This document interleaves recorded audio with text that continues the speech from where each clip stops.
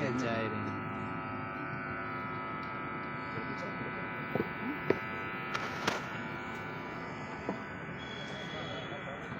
बोलो भारत माता की। अभी से इतनी ढिल्ली आवाज में बोलोगे तो आगे कैसे 2047 के आदरणीय मोदी जी के सपने को पूरा करोगे भाई। बोलो भारत माता की। बहुत सुंदर। आज के इंटर स्कूल बास्केटबॉल कार्यक्रम के शुभारंभ पर उपस्थित हमारे स्कूल के चेयरमैन साहब वासिक आज़ाद जी, प्रेसिडेंट साहब साजिक आज़ाद जी, उपस्थित स्कूल की प्रिंसिपल साहब शिल्पी सिंह, हमारे मित्र कपिल गौर जी, उपस्थित सभी शिक्षक शिक्षिकाएं, छात्र छात्राएं, कर्मचारीगण, मैं सभी का हृदय की गहराई से आपका स्वागत करता हूं, वंदन करता हूं, अभिनंदन करता हूं और अपने को बहुत ही सौभाग्यशाली मानता हूं क्योंकि मेरा उठने का मन नहीं कर रहा था। मैं प्रिंसिपल साहब से कहना चाह रहा था कि आप शाम तक भी बैठाओगे तो मैं बच्चों के संग बैठा ही रहूँगा, लेकिन ये जनप्रतिनिधि होने के नाते बड़ी जिम्मेवारी होती है।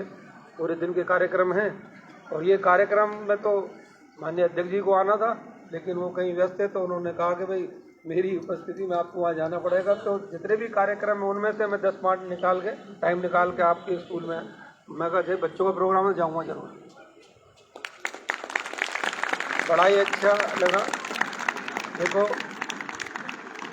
बच्चों ने जो सुंदर प्रस्तुति करी है बिल्कुल मन को छू दिया। छोटी बेटी में देख रहा था ज़्यादा 7-8-5-6 साल की होगी, किस तरह से वो रिंग घुमा रही थी, सामने छोटी छोटी गुड़ियाँ किस तरह वादन कर रही थी। ये चीज़ें आत्मीय पल की है, मन को छू देती, क्योंकि हम लोग भी भाई नीचे यहीं से होकर आए। और मैं अपना थोड़ा सा इंट्रोडक्शन दे भी दूँ, चेयरमैन साहब से पहले इतनी बातें नहीं हुई थी, आज शॉर्ट टाइम में भी कहूँगा।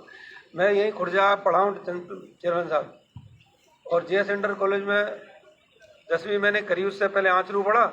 आंचरू से पहले बटवारे बाड़े में स्कूल होते थे, जब हम वो टाट बांध के ले जाते थे अपने साथ में, एक थैला होता था और टाट होती थी, बिछा के उसी में बैठते थे, उससे सफाई करते थे। तो ये बटवारा है, वहाँ से मैंने दूसरी तीसरी करी, फिर बाड़े से करी मैंने चौथी पाँचवीं, फिर आंचरू कला पढ़ा।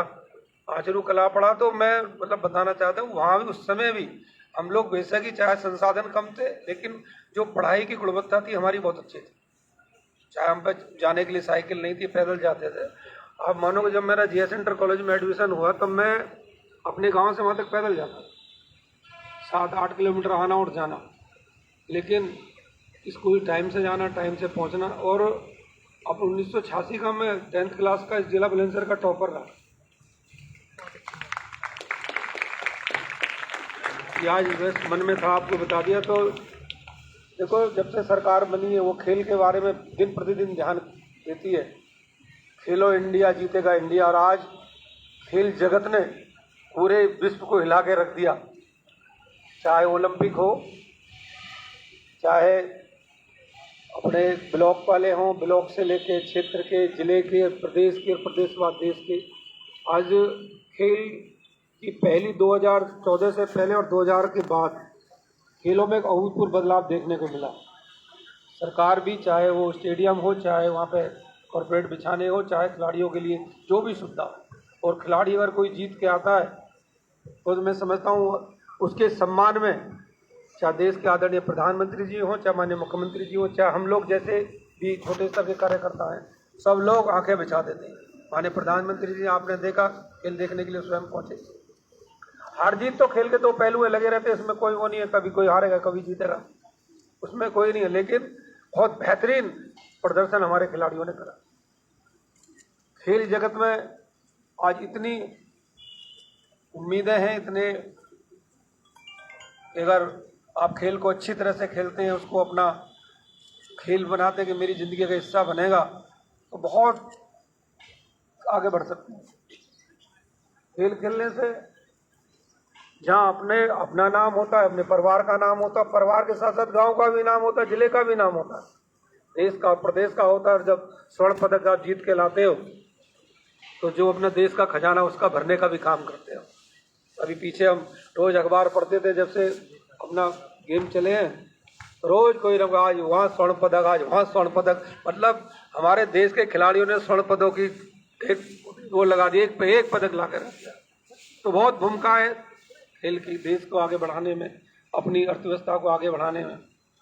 और खेल के फायदे भी बहुत हैं। सबसे पहला फायदा तो ये कि जैसे आदमी बीमारी से दूर रहता है, अगर आप व्यायाम करते हैं, खेलते हैं, तो आपको बीमारी वो नज़दीक नहीं आती, शरीर स्वस्थ रहता है, तनाव नहीं रहता।